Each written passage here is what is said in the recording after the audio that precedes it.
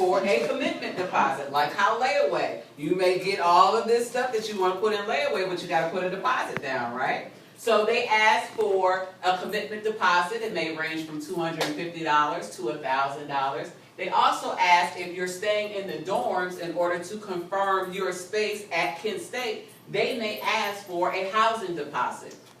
So they may ask from anywhere from $250 to $1,000 for you to confirm your seat in that dorm or your bed space in that dormitory. But again, when you're applying to these schools, these are the financial things that you need to take a look at to understand, because in your 12th grade year, your parents may have to front the money before your student loans come in. It just all depends, and you need to have those conversations with your counselors. Make sense?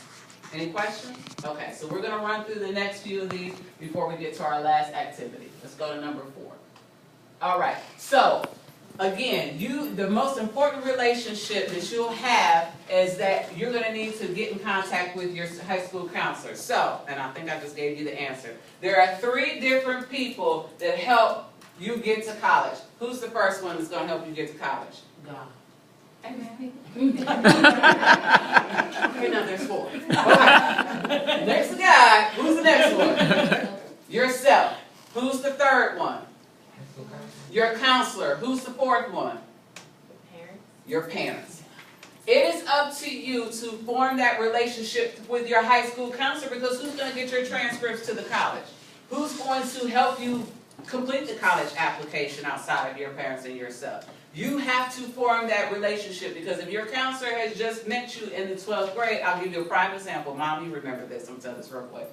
There was a friend of my brother's that wanted to go to Hampton and Columbia of New York. Columbia was her first choice. Hampton was her second choice. She went to a really great school. She gave her counselor all of the deadline information, gave her the transcript request form. It was her counselor's responsibility to send the transcript to Columbia and Hampton University. Time went on, that student never followed back up with that counselor. Here comes all of the acceptance letters. She's waiting to hear back. She heard back from Hampton, but she didn't hear back from Columbia. She called Columbia. Columbia said, "I'm sorry, you will not be accepted as a freshman because we never received your transcript." She went to her counselor's office and said, "Hey, Miss Counselor, did you send off my transcript?" The counselor said, "My bad. Oh, got misplaced." Now, in an imperfect world, you said, that counselor fell on her job and she didn't send my transcript. But no, that was the student's responsibility, because you have to be empowered to follow back up with your counselor, to have that relationship, to say, "Hey, I know I gave you that form about a week ago. Did you send it out for me?" Because your counselor has anywhere from 100 to 200 students that she has to be responsible for, and accidents happen. But it is your education, and you have to empower yourself to continue to have that relationship with your counselor, so your paper doesn't accidentally get smushed with the other pieces of paper that the counselor is filling out that year. Make sense? Let's go to number 4. Number 5. Number 5 is a letter of recommendation. That is written by a non-family member on behalf of you that says how great you are. That means that your coach or your pastor at church or a teacher at school or your neighbor or somebody that knows how great you are and writes it on your behalf. Either they send it to the college, some scholarship or intern programs needed, some jobs ask for a letter of recommendation. So make sure that you connect with your counselor to see who would be the best person to choose as your letter of recommendation. Make sense? All right, number 6. So flip your paper over. We'll go to number 6. Now the next 2 are probably the hardest to come up with, which is a student autobiography. Now, Raekwon is not in here, but I told this story a couple of days ago because Raekwon is one of the students at High Tech Academy. And for those of you all that listen to hip-hop, like I do, one of my favorite rappers is Raekwon from the Wu-Tang Clan. Now, anybody that knows hip-hop, Wu-Tang Clan was a big group from New York that made a lot of platinum records, that made a lot of history in the rap industry. Now, after I talked to Raekwon, she told me that his brother listened to Raekwon all the time, and that's how she got the name. Now, I told this young man, I said, I bet you there is no other freshman that will be applying if you had a student biography or autobiography that has the name of Raekwon. because they want you to write something personal about yourself. He can talk about the history and how Raekwon influenced the rap game and how he can influence the world just by his unique name. So pick something that's unique about yourself that you can express that you know nobody else in that freshman class will be writing about because there's only one you. Make sense? Yes? No? I don't know what you're talking about. Okay, awesome. Number 7. Number 7 is a college essay. Now, that's the dreaded 5-paragraph essay that you got to complete in high school that you've been doing since the beginning of time. So, make sure that you follow the directions, create an outline, and select a topic that you really like. So let's just look at some real quick steps to outlining your essay. You guys know how this goes, a 5-paragraph essay. The first one is the intro, then what's next? 3 what? Body.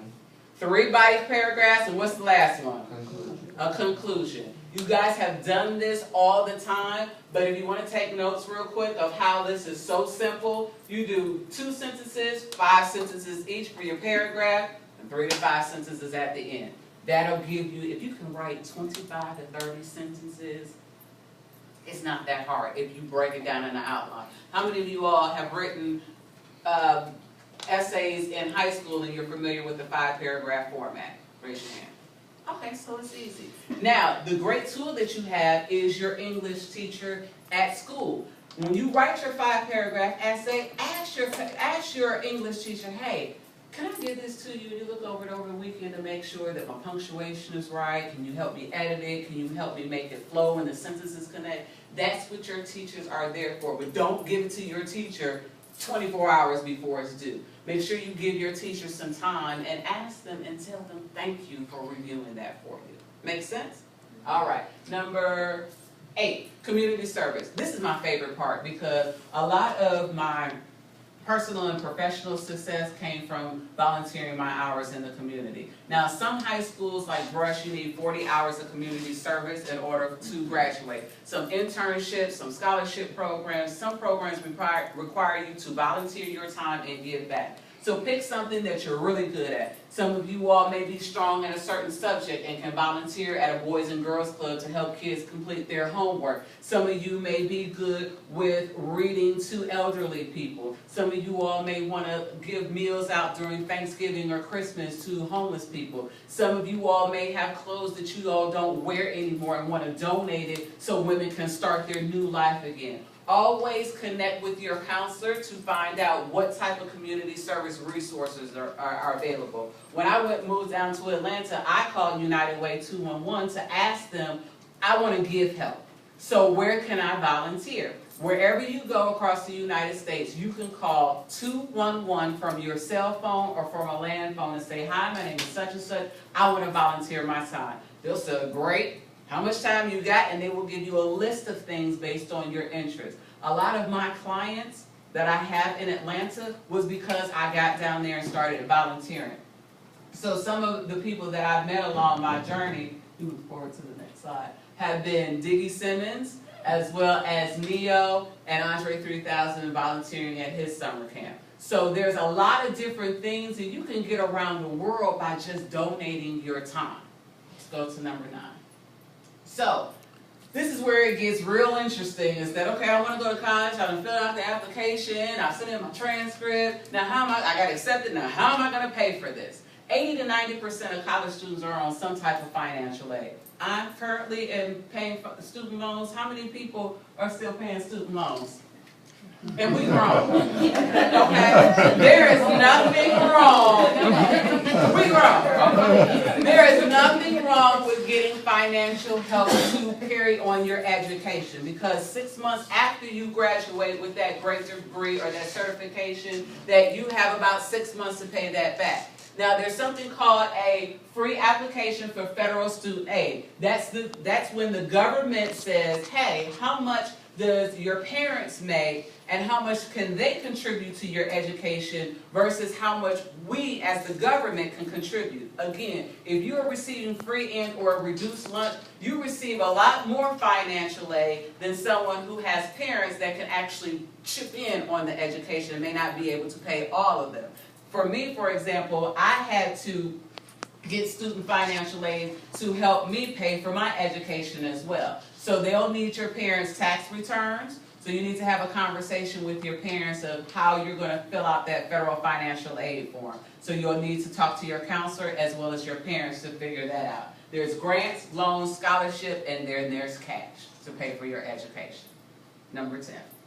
So the college application submission process. So some colleges want that mid-year, you start your senior year, and they want by December, they need to know what your grades are. Did you fall off like Brandy, or did you keep up that steam? Then they need a final report. Okay, by May, we need to see your grades as well. Send in your final transcript. It may look way different like mine did at a 1.999.